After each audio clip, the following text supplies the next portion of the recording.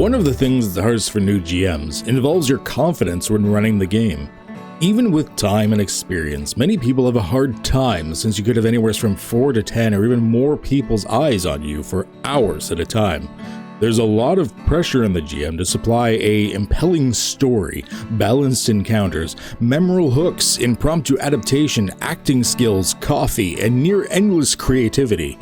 This is why I wanted to make a QED's Corner video that has nothing to do with mechanics or specific RPG systems.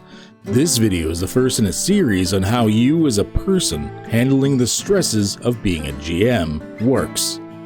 But before we continue, don't forget to hit that subscribe button and dingle my little alert bell. You know you want to dingle my bell. The first point I want to make is about showing fake confidence. Fake it till you make it.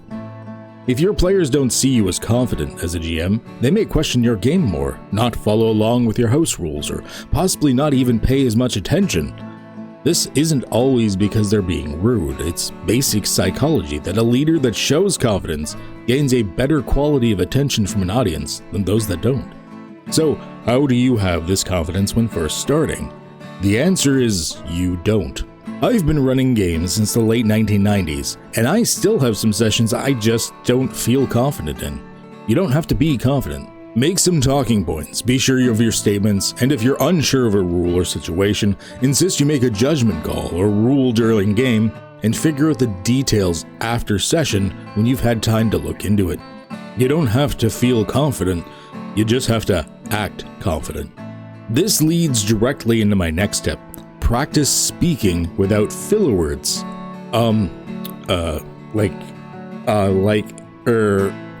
These are all filler words you hear from common English speakers.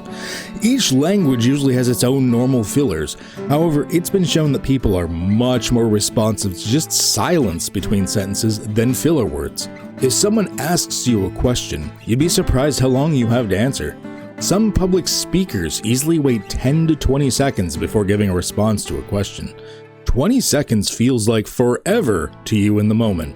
However, if the attention is already focused on you, and you're perceived as a leader in that social situation, people will wait that long for your response. If you're worried about being interrupted while forming a response or during a silent pause, one of the best gestures you can do is to put your hand in front of you with a partially open palm facing the group. This signals to the pack that you are still working on your response and not yet done. Keep your hand relaxed, don't make it like a rigid stop gesture where it's firmly open, but just keep a relaxed open palm is enough to let people know there's more to come. An open palm is also often seen as an open and friendly gesture in most human societies, even if you didn't realize it. The gesture has that added subconscious benefit for those paying attention to you. Use this to fill in the gaps where the silence is while you think of your reply. The thought of knowing that players will wait for your responses brings us to the next tip. Decide your own pace.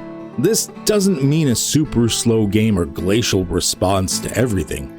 If you take too long, players are going to get bored and mentally wander off. When it comes to responses, people still perceive things in a primal way. Predators have a slow, graceful, confident movement. Prey often have short, jerky, or stuttering movements. This applies to actions and words when it comes to social interaction. Keep the pace of the game steady and flowing, but don't be afraid to force your own reactions to be smooth and slow when needed, like a predator. Say, for example, your players want you to make a call at the table about a ruling. Just raise your open hand like I talked about in the last point to signal you're talking.